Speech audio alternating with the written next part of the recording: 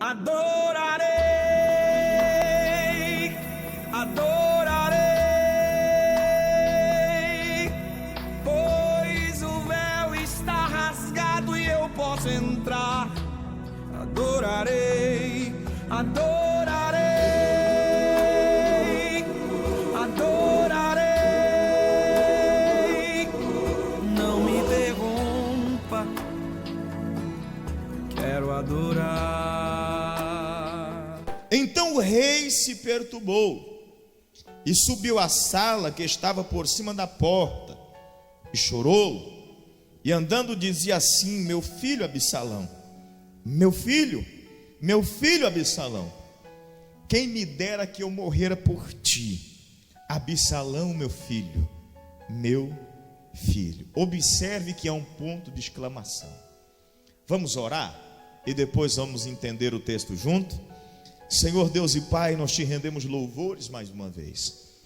Há uma gratidão no nosso coração pela oportunidade de estar aqui. Muitos não puderam estar, mas nós tivemos essa oportunidade ímpar e singular, oportunidade única, Senhor. Obrigado mais uma vez. O salmista diz que preferia um dia neste lugar do que 1000 em outras partes. Temos a certeza que esse é o desejo de cada coração também. Fala conosco através da sua palavra. Esse é o nosso pedido e o nosso agradecimento mais uma vez, em nome de Jesus. Tome os vossos assentos, por favor. Eu quero trazer um título a esta mensagem nesta noite. Quero dar um título a esse sermão: Inimigos da gratidão. Repita após mim, por favor: os inimigos da gratidão. Você sabia que a gratidão tem alguns inimigos naturais? Esses inimigos naturais são responsáveis em impedir que a gratidão seja manifesta em nossa vida. E eu, orando durante essa semana, estudando, lendo, procurando algumas palavras para serem expostas, tanto nas redes sociais como aqui neste altar, como tenho dito sempre, o meu cuidado é muito grande. Eu não subo aqui para falar qualquer coisa, somente aquilo que Deus me ordena e aquilo que Deus me dirige. E o Espírito Santo de Deus falou ao meu coração através de uma palavra extraordinária. Esta palavra: o Senhor me mostrou algo interessante nesta sociedade que nós vivemos. Eu vou começar dizendo que nós vivemos em uma sociedade de amores póstumos. Você sabe o que é póstumo?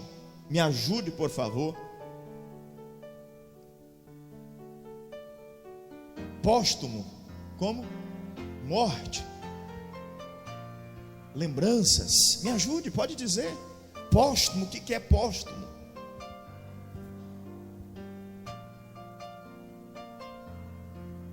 Mais alguém? Nós vivemos em uma sociedade de amores póstumos. Você sabe o que é os amores póstumos? Póstumo quer dizer após a morte, ou depois de enterrado. Pastor, não estou compreendendo. Amores póstumos, esta é a sociedade que nós vivemos. Se ama mais depois da morte do que antes. Há uma frase interessante, que os mortos recebem mais flores do que os vivos. A pergunta que se faz hoje é importante para mim e para você. Qual tem sido o tipo de amor que nós temos devotado à vida? Nós temos sido muito bons em manifestar sentimento em velórios. Nós somos muito bons em demonstrar emoções durante o culto fúnebre ou o momento fúnebre de alguém. Nós choramos, derramamos lágrimas, passamos dias sem nos alimentar, passamos dias sem ingerir alguma coisa por causa da angústia da alma. E eu vou lhe dizer uma verdade, me perdoe se eu estiver ofendendo alguém, mas isso é comprovado, que a maior parte dos choros de um velório não são por amor devotado, mas são parte deles, ou uma grande maioria deles, pelo arrependimento. Porque não disse, porque não falei, porque não abracei em vida, porque não lhe dei um beijo em vida, porque não disse para minha mãe ou para o meu pai que eu lhe amava, porque não disse para o meu irmão, para minha irmã, o quanto eu tinha carinho por ele ou por ela. Nós somos uma sociedade de amores póstumos. Amamos após a morte. Vamos anualmente, ou talvez até diariamente, na porta de um túmulo, onde está ali somente ossos, para devotar a nossa emoção. Revivemos lembranças e memórias só depois da morte. Às vezes não relembramos essas memórias em vida. Não vivemos a emoção de viver junto ou estar junto. Nós vivemos em uma sociedade de amores póstumos. Eu observava uma matéria há pouco tempo atrás. Alguns anos atrás morreu um dos maiores ídolos do pop. Talvez quem nunca ouviu falar deve ter nascido ontem ou anteontem, que ainda não deu tempo. Michael Jackson, um dos maiores ídolos. Talvez o seu velório tenha sido mais venerado do que o de Elvis Presley. Vendeu-se mais material e disco de Michael Jackson na morte do que na vida. Eu ouvi alguém dizer que os últimos anos da vida desse homem foram anos de aflições, porque a mídia estava constantemente tentando matar o seu nome. Nós ouvimos escândalos de pedofilia na história desse moço. Pouco depois, uma criança de 12 anos, que havia feito denúncia de pedofilia, assume em rede nacional que havia sido forçado pelo seu pai a dizer que este homem havia tido contato físico com ele. Os bancos tentando assustadoramente tomar tudo que ele possuía em vida. Aqueles familiares, parentes, pais, irmãos, constantemente tentando tirar o que ele tinha. Mas quando morre Michael Jackson, o pai voltou à mídia, os irmãos voltaram à mídia, aqueles que acompanhavam a sua carreira musical voltaram para a mídia, aqueles que não tinham mais nenhum interesse na vida desse homem começaram a aparecer novamente na mídia. Por quê, pastor? Porque nós somos uma sociedade de amores póstumos. Amamos só depois da morte. Não amamos enquanto há vida. Não amamos enquanto existe fôlego de vida. Ei, olhe para mim aqui. Eu disse para minha esposa há poucos dias: eu quero que o meu velório seja diferente de todos. Eu quero que haja festa. Eu quero que haja louvores. Porque chorar depois da morte não adianta nada. Chorar depois que está sendo velado ou enterrado não vai resolver problema, não vai apagar a mágoa do coração, não vai tirar a angústia que ficou na alma, não vai. Isso é amores póstumos, amores fingidos. Eu disse que alguns vão ficar meio assustados, mas observe o que eu estou dizendo aqui. Esta sociedade de amores póstumos é uma sociedade que vive e morre, melhor dizendo, nasce e morre e não consegue viver. Nasce, morre e não consegue ter vida, não consegue usufruir da vida, porque uma palavra é suficiente para afastar alguém de nós. Um olhar diferente é suficiente para mim não olhar mais para a cara de alguém. Depois em morte nós olhamos e dizemos: está aí uma pessoa que vai deixar falta, vai fazer falta no nosso meio, vai deixar um vazio entre nós. É mentira. Eu estava aqui no ano de 2011, quando a minha avó morreu. Para quem não sabe, uma parte do tempo da minha vida fui criado pela minha avó. E dizia-se entre os meus primos, tios, que eu era o neto do coração dela. Mas no ano de 2011 nós estávamos aqui em início de trabalho. Eu não tinha dinheiro para colocar gasolina nem para andar dentro da cidade. E me ligaram por volta de 11 horas da noite dizendo: a sua avó faleceu. Eu não tive condições de ir ao enterro. Juntou-se toda a família, a cidade de Barra do Garças, e entre eles foi dito: o netinho do coração, o netinho que ela tanto puxava, não está aqui no velório dela. Ouvi rumores entre os parentes de que o que eu fiz não foi certo e não ter ido. O corpo seria velado no outro dia pela manhã. Pensei em arrumar uma moto emprestada e enfrentar 600 quilômetros de chão, mas vi que não havia possibilidade de chegar a tempo. De carro eu não tinha condições alguma de sair daqui. E guardei aquilo no meu coração. E um dia eu orava e me lembrava da minha avó. E o Espírito Santo de Deus me fez entender uma coisa: enquanto em vida eu velei pela memória dela. Alguém um certo dia sentou comigo e disse: toda a família falou da sua ausência no velório da sua avó. Eu enchi o peito daquilo que o Espírito Santo havia me dito e fui muito sincero dizer: vocês filhos não tiveram coragem de honrar a memória dela enquanto estava viva. Vocês passavam 30, 40 dias sem visitá-las. Eu nunca passei uma semana sem ir e sentar com a minha avó pelo menos 15 ou 20 minutos. Então eu tenho a minha consciência tranquila porque eu a honrei em vida. Você sabe por quê? Porque nós somos uma sociedade de amores póstumos.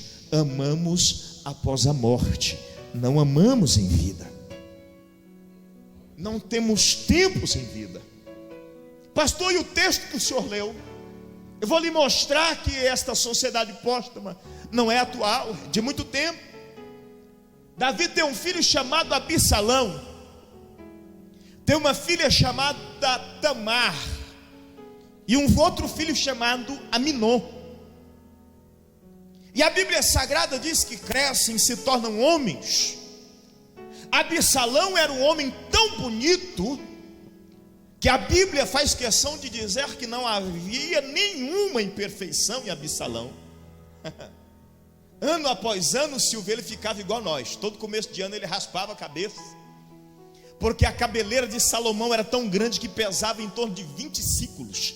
Ele tinha que raspar a cabeça todo início de ano. O cabelo dele era volumoso, pesado. Alguém olhava para Absalão e dizia: lá vai o cara mais perfeito daqui. Havia também uma moça chamada Tamar, linda à vista. E Aminon, irmão de Tamar, colocou no seu coração o desejo de possuir a sua irmã. E a Bíblia Sagrada diz que um dia Aminon se levanta pela manhã com um desejo tão desenfreado no teu coração, e uma paixão platônica tão grande pela sua irmã, que ele decide armar para que ela estivesse sozinha com ele. Ele finge de doente, deita na cama, e quando o seu pai Davi vem vê-lo, ele diz: pai, estou muito enfermo. Eu queria que o senhor mandasse a minha irmã Tamar vir aqui fazer comida para mim, mas eu quero que ela faça a minha vista. E a Bíblia diz que Davi então deu a ordem para Tamar fazê-la. Olhe bem, você está compreendendo comigo? Entenda que nós estamos em uma sociedade de amores póstumos. A Bíblia Sagrada diz então que Aminon tem o seu desejo cumprido, fingindo, mentindo em cima de uma cama, manda então Tamar ir para a sua câmara, e ela amassa pão, faz massa, prepara bolo, prepara pão para seu irmão Aminon. E alguém lhe traz comida, ele diz: não, é minha irmã Tamar que vai trazer. Peço que todos se retirem. E a Bíblia Sagrada diz que então, quando todos se retiram, Itamar vem trazer comida para Aminon. Aminon, por ser mais forte, a toma força. E eu vou dizer num vocabulário bem claro, porque nós não estamos aqui entre crianças. A estrupa, violenta a sua irmã. Absalão, o irmão mais velho, fica furioso, ira-se no seu coração e chega em teu pai e diz: pai, não vai fazer nada. Davi mantém-se irado, mas não toma providência alguma. Agora Davi tem um filho desorientado emocionalmente, Absalão, irado, louco para matar Aminon. Tem uma filha violentada, um filho que praticou tal coisa, e agora jurado de morte. A Bíblia Sagrada diz que então um dia Absalão, passou-se 2 anos depois, mas ele guarda aquilo no teu coração. E quando ele guarda aquilo no teu coração, a Bíblia Sagrada diz que passados 2 anos, ele chega no seu pai Davi e diz: pai, eu tenho alguns tosqueadores que estão caçando lá no campo, venha caçar comigo. Ele diz: não posso, meu filho. Então deixa meu irmão Aminon ir caçar comigo. Mas para quê? E a Bíblia diz que Absalão convence Davi. Davi deixa Aminon ir caçar com Absalão, mas aquilo ainda está guardado no coração de Absalão. E a Bíblia Sagrada diz que chegando no campo, Absalão mata Aminon. Chega a notícia agora em Davi, e Davi se entristece mais uma vez. Olhe para quem está do seu lado e diga assim: mas até agora não tomou nenhuma atitude. Quando a sua filha fora violentada, a Bíblia diz que ele se irou. Quando o seu filho foi morto, ele se ira novamente, mas não tomou nenhuma atitude. E a Bíblia Sagrada diz que então Absalão foge, fica escondido por um tempo e depois retorna. Absalão agora, juntamente com alguns outros, seu avô materno, toma a decisão então de tomar o reino de Davi. Davi tem que fugir, abandonar o seu trono, porque Absalão havia levantado-se contra o seu pai. Davi permanece inerte. E a Bíblia Sagrada diz que então um dia Joabe fica irado com Absalão. E quando o exército de Davi vem contra o exército de Absalão, que estava no trono, a Bíblia Sagrada diz que Absalão foge, porque o seu exército estava perecendo diante do exército de Davi. E alguém dá notícia dizendo: Absalão está fugindo. Joabe diz então: manda alguém atrás dele. Algum tempo depois, alguém volta trazendo a notícia dizendo assim: ó, Absalão está suspenso entre o céu e a terra. Vou te explicar. Lembra que eu falei da cabeleira de Absalão? A Bíblia diz que ele vai passando na sua mula, e ele ficou enroscado em um galho de árvore. Olha a cabeleira de Salomão, dá inveja, viu, Silvio? Olha a cabeleira de Salomão, de Absalão, irmão. Ele fica preso, e a Bíblia diz que ele fica suspenso entre o céu e a terra. E alguém volta dizendo a Joabe: Joabe, ele está preso, Deus entregou ele na nossa mão. Joabe manda alguns com armas, espada, lança, e a Bíblia diz que feriram Absalão e o mataram. E Davi fica sabendo da notícia pela boca de um arauto.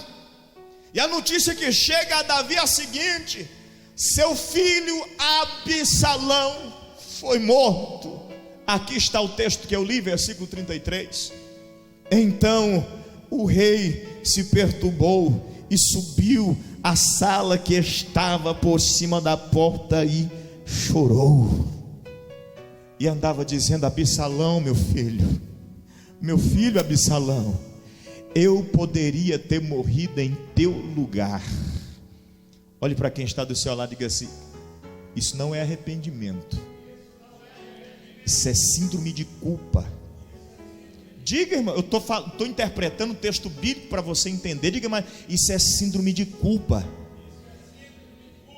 não teve atitude nenhuma antes, agora estava sentindo culpa e dizendo: meu filho, você não poderia ter morrido, você não poderia ter partido, eu não poderia ter perdido de você, era melhor que eu tivesse morrido do que você. Por quê, pastor? Porque Absalão esteve muito tempo distante de seu pai. Eu quero fazer você entender algo nesta noite, em nome de Jesus Cristo, meu irmão e minha irmã, em nome do Senhor, entenda isso. Gratidão é expressa em atitude, gratidão é expressa através dos nossos atos, em nome de Jesus Cristo. Esses 21 dias nós vamos sair da teoria e vamos entrar na prática, em nome do Senhor. Está na hora de nós pararmos de cantar gratidão, está na hora de nós pararmos de falar gratidão e começar a agir, porque o Espírito Santo de Deus quer fazer com que nós sejamos diferentes, com que nós vivamos uma vida diferente,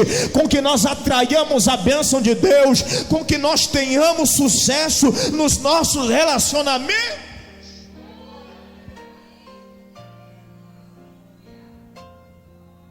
Essa sociedade póstuma não pode existir. Amar depois da morte, levar flores depois da morte. Depois que a esposa morreu, aí vai todo dia no cemitério deixar flor. Deixa a flor para tua esposa enquanto ela estiver viva, meu irmão. Ah, meu esposo morreu, chore por ele enquanto está vivo. Pastor, o meu esposo morreu, ou a minha esposa morreu sem salvação, ou um filho, ou uma filha, ou um pai, ou uma mãe. Chore pela salvação dele ainda em vida. Isso é gratidão. Precisamos sair da teoria e partir para a prática, em nome de Jesus. Só assim nós iremos atrair a bênção de Deus. Eu começo essa mensagem agora porque até agora eu te fiz entender que nós vivemos em uma sociedade póstuma. Você sabe qual que é o primeiro inimigo natural da gratidão? Olhe para quem está do seu lado e diga assim: amargura repele a gratidão. Você sabia que a amargura repele a gratidão? Pessoa amarga não consegue ser grata. Pessoa amarga não consegue viver bem no casamento. Pessoa amarga não consegue ter relacionamento com os amigos. Pessoa amarga não consegue ter relacionamento com os parentes. Pessoa amarga não consegue ter relacionamento familiar. Amargura é um inimigo natural da gratidão. Está na hora de nós começarmos a limpar nossa alma. Está na hora de nós começar a jogar para fora a amargura. Pastor, o que é amargura? Amargura é quando nós estamos guardando um monte de sentimento que não faz bem. Amargura é quando nós olhamos para Deus e dizemos: por que o Senhor ainda não fez isso? Por que o Senhor ainda não fez aquilo? Por que eu estou sofrendo tanto? Por que dessa minha luta? Por que dessa minha prova? Isso é amargura, e a amargura é o inimigo natural da gratidão. Quando nós deixamos a amargura de lado, nós vamos dar graça a Deus pela aflição, pastor, pela aflição também, pela tribulação, pastor, pela tribulação também, porque a minha Bíblia diz que um choro dura a noite inteira, mas pela manhã vem a alegria. Eu entendo que na presença do Senhor há momentos de nós vivermos tribulação, mas há momento de nós experimentarmos a bênção de Deus também. Só que nós somos tão amargurados que nós não conseguimos nos lembrar disso. Eu estou dizendo isso aqui, irmãos, eu estou pregando essa mensagem aqui debaixo de um peso muito grande, você nem imagina. O Senhor falou comigo desde a terça-feira através dessa mensagem. Amargura é um inimigo natural da gratidão. Enquanto você tiver amargura na alma, no coração, você não conseguirá ser grato de verdade.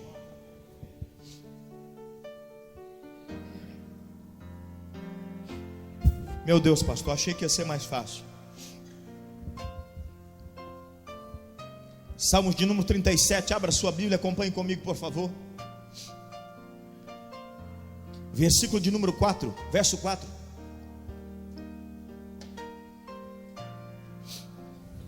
Salmos 34, 37, verso 4. Achou?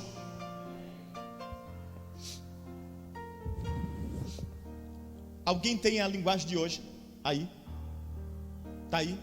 Só um pouquinho. Eu vou ler na minha versão e depois vai ler na linguagem de hoje. Salmo de número 37, verso 4 diz: deleita-te também no Senhor, e Ele concederá o desejo do teu coração. Agora leia nesta versão.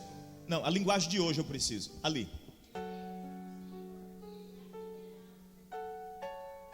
Tem uma outra versão diferente aí. Leia, Silvana.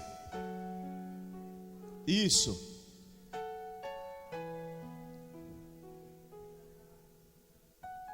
Olha aqui, irmão. Que a sua felicidade seja no, e Ele concederá o desejo do teu. Há uma outra versão ainda, a NVI diz assim, ó: agrada-te do Senhor. Agrada-te do Senhor, e Ele concederá o desejo do teu coração.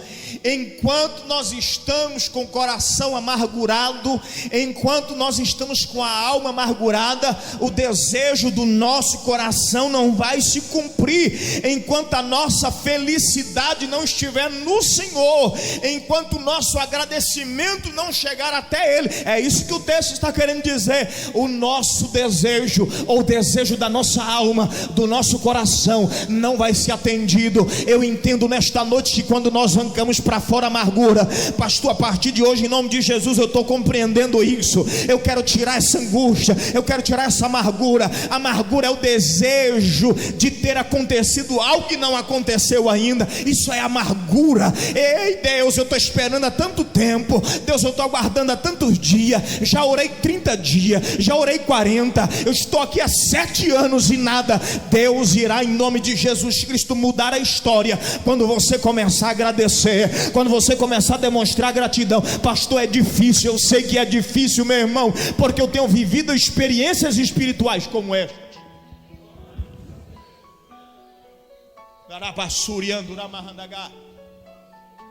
Mas enquanto a nossa alma estiver com amargura, enquanto a nossa alma estiver, Deus, porque nós não iremos viver o melhor de Deus. Pastor, que mensagem dura. Também não achei que ia ser assim. Mas o Espírito Santo de Deus me manda dizer nesta noite, em nome do Senhor, a partir do momento que você mudar a sua forma de externar a sua gratidão, comece a agradecer a Deus, irmão. Pastor, é porque o senhor não sabe a luta que eu estou vivendo, mas agradeça a si mesmo. Paulo diz, portanto, dá graça em tudo, não é na metade, dá graça em tudo, porque esta é a vontade de Deus. A vontade de Deus é que nós sejamos gratos por tudo. Mesmo na dificuldade, seja grato. Na tribulação, seja grato. Pastor, e quando é que a minha alma estiver estraçalhada, continua grato, porque o Espírito Santo de Deus vai visitar o teu coração, e você verá a mão de Deus agindo em nome do Senhor.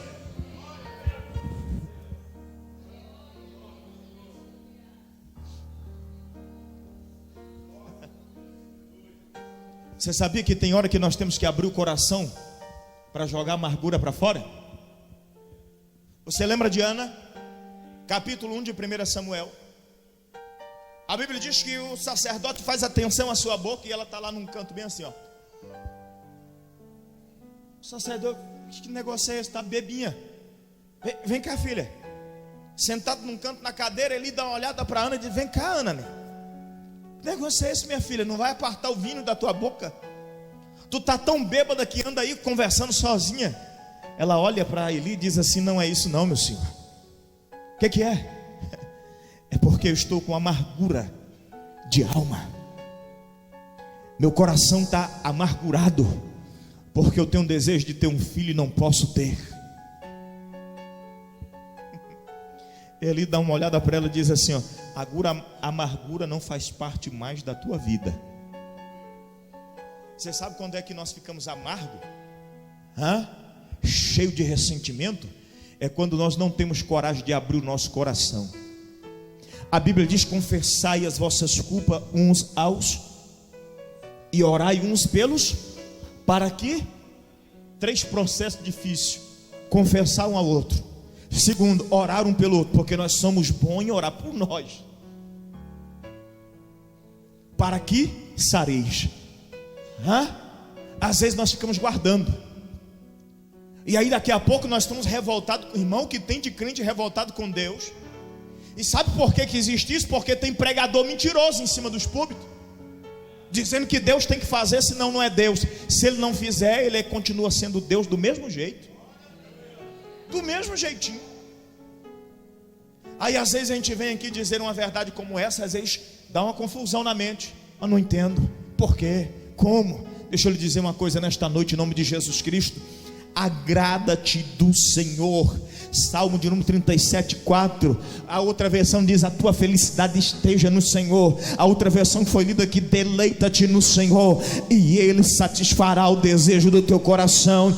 Pastor, a minha bênção não chegou ainda, mas vou continuar agradecendo. Pastor, o meu milagre não chegou ainda, mas vou continuar sendo grato a Deus, porque ainda tenho a oportunidade de estar de pé, e estando de pé ainda há esperança. Há um verso, uma frase célebre que nós conhecemos: enquanto a vida ainda há esperança. Um dia Sara é visitada pelo anjo do Senhor aos 90 anos de idade, e o anjo diz para ela: olha, você vai ter um filho. Ela olha para o anjo e dá uma risada e diz: não, esse negócio aí não vai funcionar para mim. Primeiro, sou estéril. Segundo, estou com 90 anos de idade e o meu marido com 100, é impossível. O anjo olha e diz assim: vai acontecer, e o nome dele vai ser Isaac, ou seja, riso, porque você riu da promessa de Deus. Enquanto houver vida, para Deus ainda há esperança. Gênesis capítulo 18, a Bíblia Sagrada diz, verso capítulo 19, a Bíblia Sagrada diz: haveria alguma coisa impossível para Deus?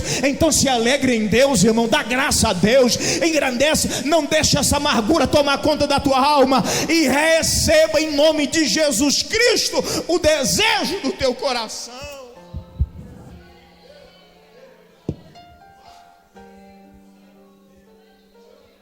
Porque quando nós não estamos nos agradando de alguma coisa, a primeira tendência é murmurar. Você sabia disso? Nós gostamos do pastor até enquanto ele está pregando a mensagem boa para nós. Poxa, depois daquele culto lá, Deus me livre, eu não vou mais com a cara daquele pastor não. Ei, mano, desse jeitinho. Deus me livre. Não, o pastor está muito... Você não vai no culto enquanto está sendo bom para mim. Mas você vai no culto, não ouve nenhuma palavra, é só exortação. Com Deus não é diferente não. Enquanto Deus está nos agradando, está tudo bem. Eita, coisa boa. Esse Deus é maravilhoso. Aí enfrentamos o Mar Vermelho, e o Mar Vermelho nos faz rever os nossos conceitos. E quando revemos os nossos conceitos, corremos um sério risco, porque nós estamos em uma encruzilhada. Corremos um sério risco de passar para o outro lado. Seja grato a Deus, e Deus concederá o desejo do teu coração. Vou lá porque o horário foi embora. Sabe qual que é o segundo inimigo natural da gratidão? Acabei de citar.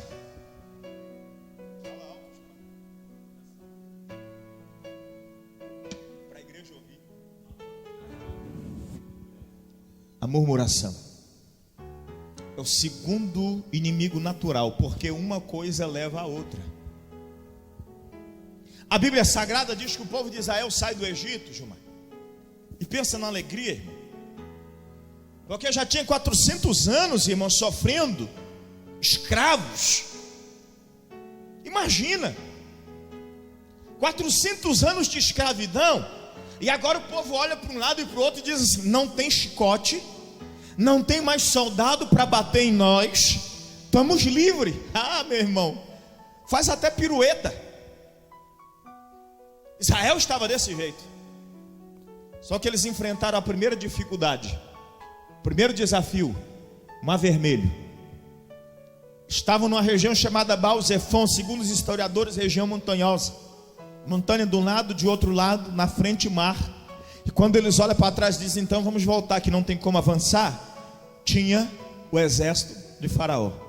Diga para quem está do seu lado: tem momento na vida cristã que nós vamos estar em Baal-Zephon, lugar sem saída. Misericórdia, pastor. É por isso que quase ninguém aceita Jesus aqui na tua igreja, pastor. Tu fica contando essas verdades. Mas os que aceitar, vai comigo para o céu em nome de Jesus, que eu não vou contar historinha aqui para ninguém. Ou não? Tem momentos na vida cristã que nós vamos chegar em Baal Zephon, Gilmar. Tu vai olhar e a única decisão que você vai poder tomar, olha para mim aqui, ser grato por ter chegado até ali, ou murmurar por estar num lugar sem saída. Ora para quem está do seu lado, diga assim: a escolha é sua. Baal Zephon é lugar de tomar decisão. Escolhe. Continua a sua alegria. A irmã Silvana leu ali na versão dela que a nossa felicidade tem que estar em quem? A felicidade do povo de Israel não estava em Deus, porque quando eles enfrentam a primeira dificuldade, eles resolveram se voltar contra Deus. Ah, Deus, o Senhor não podia ter feito isso não. O Senhor alimenta a nossa alma, dá uma esperança, uma expectativa tão grande, a gente fica numa alegria tão tremenda. Teve gente que saiu de lá, já está programando a faculdade do filho, de tanto emocionado que está. Aí o Senhor faz a gente chegar num lugar igual esse, sem saída nenhuma, e a única coisa que nos espera agora é a morte. Se cair no mar vermelho, morre afogado. Se ficar esperando aqui, o exército de Faraó chega e mata. Para cima não dá para subir, porque tem montanha demais. Acabou! Mas tinha um homem que entendia o que era deleitar no Senhor. Ele vai, dobra o seu joelhinho e diz: Deus, chegamos aqui porque o Senhor nos trouxe até aqui.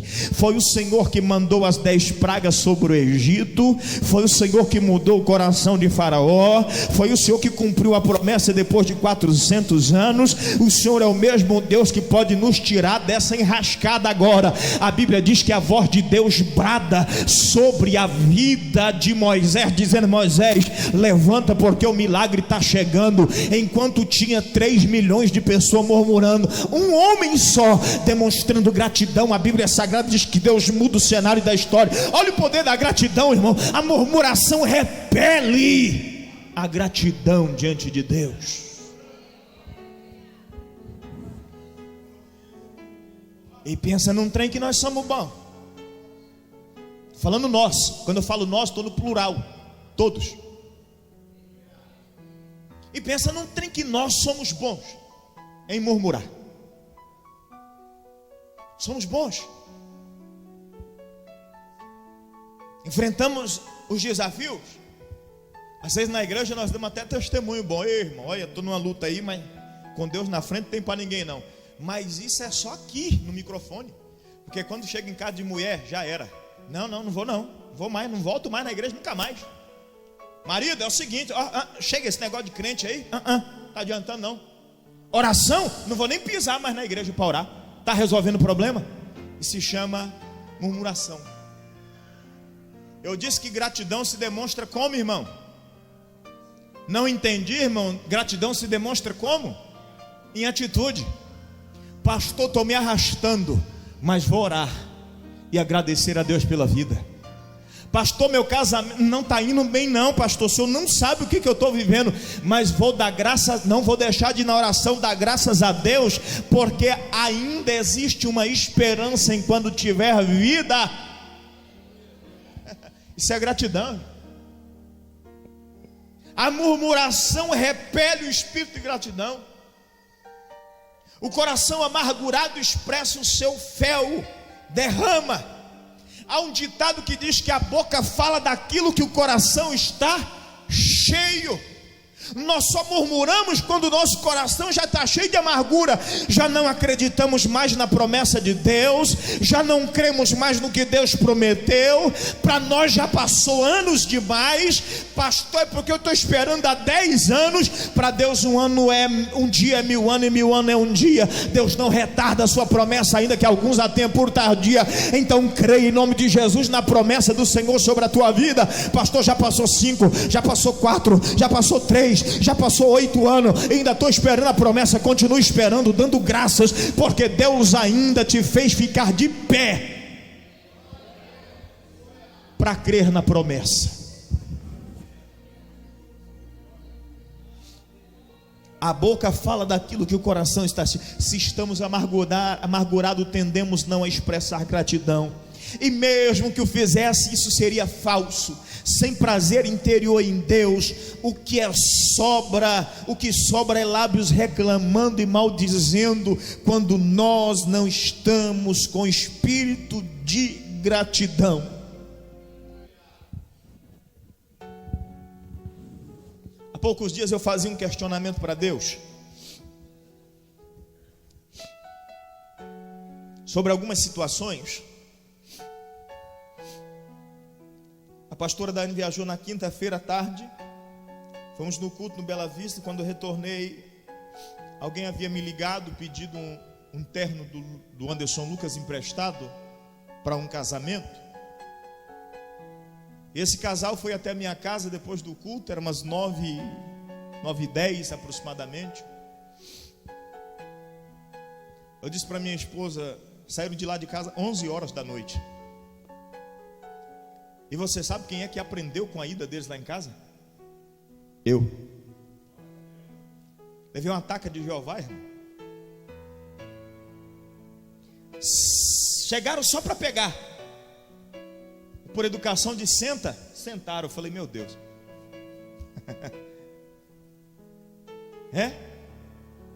Sentaram. Eu falei, e agora? O que eu converso, meu pai? Eu tenho que arrumar um argumento aqui para iniciar a conversa, porque a gente não tem contato, fica difícil até de você iniciar um diálogo, não é assim? Aí a pessoa olhou para mim e diz assim: pastor, eu lembro quando vocês chegaram aqui, o Espírito Santo me pegou assim, irmão, pela orelha, e me levou há 7 anos atrás. Aí eu tive que começar o diálogo. Eles começaram, eu tive que dar continuidade. É verdade, eu lembro também. Várias vezes passei lá na frente da igreja, pastor, e Jeová me torcendo a orelha, dizendo: ei, memória curta, esqueceu? Ei, tá esquecido do que eu já fiz? Começamos a conversar. 9, 10, 11 horas da noite, nós terminamos a conversa. E o Espírito Santo falou no meu coração dizendo assim: lembra-te das coisas passadas e levante para viver as coisas futuras. É que às vezes nós olhamos para a circunstância e nós temos tendência de ser ingrato, esquecer do ontem. Israel está 400 anos sofrendo, irmãos, de uma escravidão. Aí aparece um cabra lá que antes era egípcio, depois descobre que é judeu, fica 40 anos vivendo no deserto pastoreando ovelha, volta agora, não sabe nem falar direito, porque quando Deus aparece para Moisés, Moisés diz: Senhor, sou pesado de língua. Não sabia nem conversar direito. Aí chega diante do faraó dizendo: ó, o negócio é o seguinte, vim aqui tirar esse povo daqui. Não, aqui não, filho, vai tirar ninguém daqui, Deus mandou. Prova que Deus está contigo. Puf, o bastão no chão, a cobra. Aí ele falou: não, os meus também fazem isso. E os magos de Faraó vai lá e faz com que seus cajados se transformem em cobra. Mas existia uma diferença. O cajado de Moisés, que havia se transformado em cobra, engole as duas dos magos. Sabe o que era Deus dizendo? Sou eu. Aqui não é homem nesse negócio, não. De repente Deus começa a mostrar sua ira sobre o Egito através das 10 pragas, e todos conhecem. Vem uma crise de piolho, aí vem uma praga de rã, aí a Bíblia Sagrada diz que a água se transforma em sangue, chove saraiva do céu, vem gafanhoto e come tudo, e vai indo. E aquele povo espantado dizendo: é Deus. Não, aqui só pode ser Deus. Você sabia que tem momento que a gente está desse jeito, irmão? Chega a estar cheio, pasmo. Eita, Deus está na minha vida. Oh, aleluia, glória a Deus. Oh, Deus amado, não, tu é na minha vida. Aí quando chega o mar vermelho, não queria Deus estar aqui. O senhor não podia ter me trazido. Não, que sacanagem é essa? Não é assim, irmãos. Memória curta. O povo de Israel vivenciou o milagre de Deus, sabia que era Deus, reconhecia que era Deus, mas não aceitava o agir de Deus. Olhe para quem tem do teu lado e diga assim: aceite o agir de Deus. Postei uma frase essa semana na página da igreja que diz assim, querer adquirir experiência só com teoria é igual chegar no restaurante com fome e ficar lendo só o cardápio e não comer nada. Aí nós queremos, Deus, eu quero crescer na tua presença. Nós faz umas orações perigosas, sabia, irmão? Você sabia que nós faz umas orações matadeira, que arrebenta a gente no meio depois? Deus, eu quero crescer, Senhor. Pai, eu quero ser atar lá em tuas mãos. Você não sabe o preço que se paga, meu irmão, para ir até lá. Deus me usa na tua mão. Você não sabe o preço que paga-se para Deus lhe usar. Por quê, pastor? Porque pregar teoria é como ir para o restaurante com fome e ficar só lendo o cardápio. Não vai resolver nada. Eu conversava com alguém há poucos dias atrás e contando um pouco da nossa história, alguém disse: pastor, vocês passaram por uma grande experiência. Eu disse: foi Deus que nos deu essa experiência. Foi Deus que, porque subir no púlpito e ficar pregando teoria é a coisa mais linda, irmão. Vir aqui pregar prática é outra coisa. Deus quer nos levar a ter uma experiência diferente. E deixa eu lhe dar uma notícia: murmuração atrasa o milagre de Deus sobre a tua vida. Israel tinha uma caminhada de 21 a 30 dias, e a Bíblia diz que passaram 40 anos no deserto perambulando por causa da murmuração. Você sabia que nós somos responsáveis em atrasar a bênção de Deus sobre a nossa vida? Você sabia disso? Por quê, pastor? Murmuramos. Terceiro inimigo, se coloca de pé porque o horário foi embora.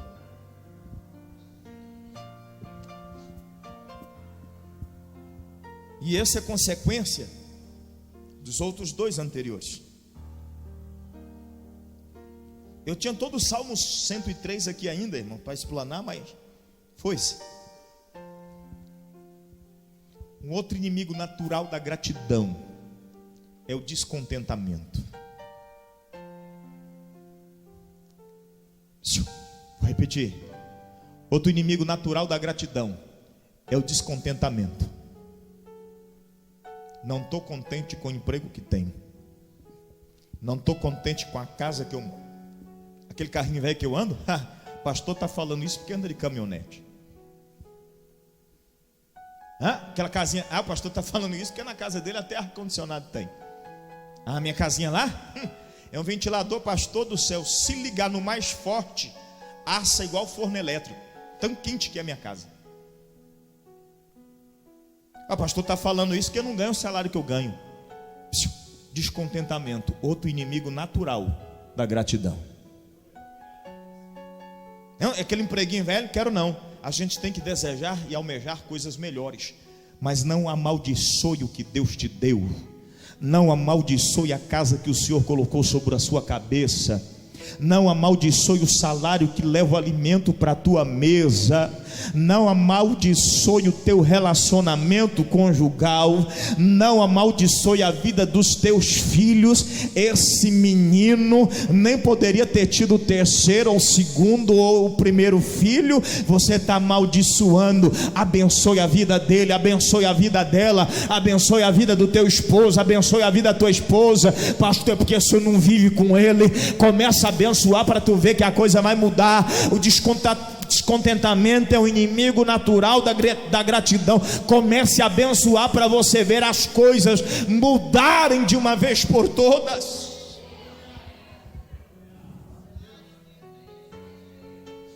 Eu vou contar essa experiência porque foi uma experiência nossa. Nós chegamos aqui num golzinho em 2009. Irmão, pensa numa benção. Uma benção que carregou nós para tudo quanto é lado. O bicho dava problema. Eu comprava uma bomba de gasolina todo mês. Descobri depois na Pemasa que era mais barato, mas tinha gastado uns R$1.000 só com bomba de gasolina. Pensa numa tribulaçãozinha abençoada, né? Tem isso, pastor? Tem. Tribulação abençoada para te fazer crescer. Irmão, mas olha, não dava certo. Porque era só a pastora Daiane entrar dentro, meu irmão. Eu dizia para ela, pelo amor de Deus, não fala mal não. Ela dizia, esse carro velho? Não, Deus me livre. Isso aqui não, isso aqui tem que... Dizia, não faça isso não, filha. Vamos amaldiçoar não, vamos abençoar. Está carregando nós. Dia chegamos na cidade de Guarantã do Norte, fui ministrar uma noite, no outro dia viajava para São José do Xingu. Terminei a mensagem, uma moça que estava no meio, na ala do meio, saiu ao meu encontro, me esperou no pé do altar. Pastor, Deus mandou lhe dar um recado. Amém, filha. Se for de Deus, eu aceito. Ela disse assim, Deus manda dizer que Deus lhe trouxe para esta região e o teu nome será conhecido em todo estado. Eu disse, aleluia. Isso não tem bom, irmão, quando você recebe mensagem boa, dá vontade até de falar em mistério. Quase que eu falo em línguas na frente dela. Teu nome será conhecido nesse estado. Eu disse, e aí? É Deus mesmo. Só pode ser, não tem jeito não. Ela olhou e disse assim, mas Deus manda dizer para vocês, não olhe para trás. Sabe por quê, irmão? Porque em quem olha para trás vive descontentamento. Tem gente que só vive olhando, eu podia ter feito isso, eu podia ter feito aquilo, eu podia ter tomado outra decisão. Você já tomou, agora continue, avança. Era isso que Deus estava dizendo para mim. Saímos no outro dia de madrugada, viajamos. Chegamos na balsa do rio Xingu. Quem já atravessou a 080 lá? Quem conhece? Lá na balsa do rio Xingu, da Lírio. Fevereiro. O rio estava tão cheio que tinha entrado aproximadamente 300 metros já para dentro da rodovia. E o cara me falou assim, se os índios for com a tua cara, eles vão rodear o canal e vai parar aqui na beira da BR para te pegar, porque tinha um acesso ao canal de água. Mas se eles estiver com vontade de parar o serviço logo, era quase 6 horas da tarde, 6 horas a balsa tranca lá. Você vai ter que entrar rio adentro. E a minha esposa disse, o que nós viemos fazer aqui? O que é essa tribulação que nós estamos passando? O Espírito Santo me repreendeu na hora, dizendo assim, não olhe para trás. Deixa eu lhe dizer uma coisa aqui, irmãos. Para mim estar aqui, eu tive que tomar uma decisão junto com a minha esposa, entre estar em uma cidade que eu não conhecia, nem sabia onde era, para assumir uma igreja com 0 membro. Que isso, pastor? 0 membro? Tinha ninguém? Eu tive que abandonar uma proposta de uma cidade de 180 mil habitantes, com uma igreja estruturada, um salário estabilizado, para estar aqui. Era disso que nós estávamos nos lembrando. Não precisávamos estar aqui, podíamos estar lá. O Senhor disse, não olhe para trás, porque quando olhamos para trás vem o descontentamento. Ninguém está contente com o que é, com o que faz ou com o que vive, irmão. Ninguém, não me minta isso, por favor. Porque nós sempre queremos mais. Disse para ela, Deus falou conosco ontem para não olhar para trás.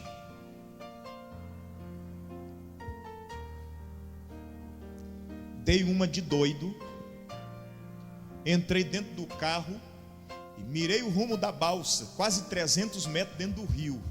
Disse, não posso pegar nenhum canal, que se eu pegar um canal nós desce e vai rio abaixo. Pastor, o senhor fez isso? Fiz.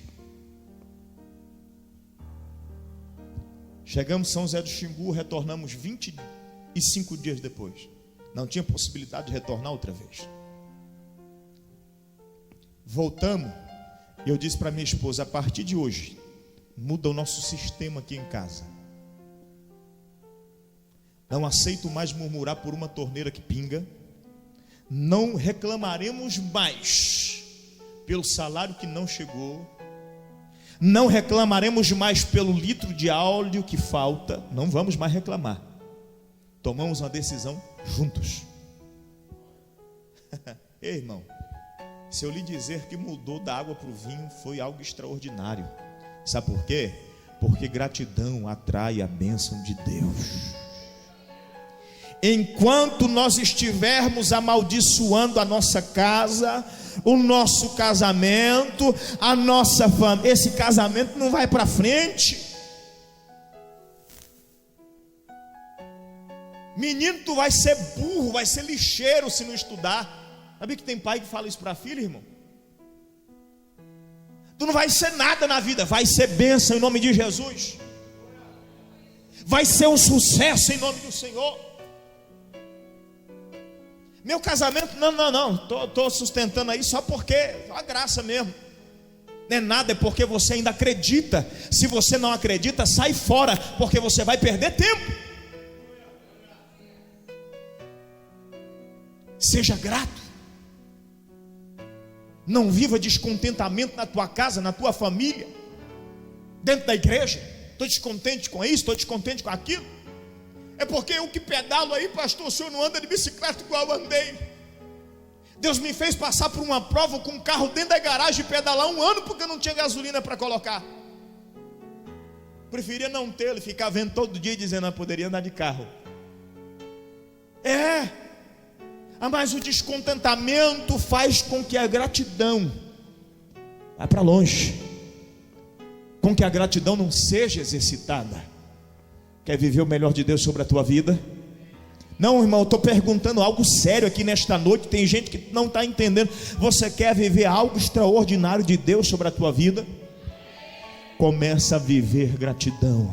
Começa a agradecer a Deus pelo que você tem. Começa a agradecer a Deus pela sua vida. Começa a agradecer a Deus pelo casamento. Começa a agradecer porque tem muita gente com um carro novo. Tem muita gente com um carro do ano. Muita gente fazendo viagem para a Europa e não consegue ter a felicidade que eu e você tem. Por quê, pastor? Porque quando nós deleitamos no Senhor, o Senhor concede o desejo do nosso coração. Esta é a vontade de Deus. Gratidão, seja grato, seja grato pela vida, seja grato pela família, seja grato pelo teu casamento, seja grato pelo teu emprego, pelo teu salário, seja grato em nome de Jesus Cristo, porque Deus vai começar a mudar a circunstância da tua vida. Deus vai começar a mudar a sua circunstância a partir do momento que você exercer gratidão.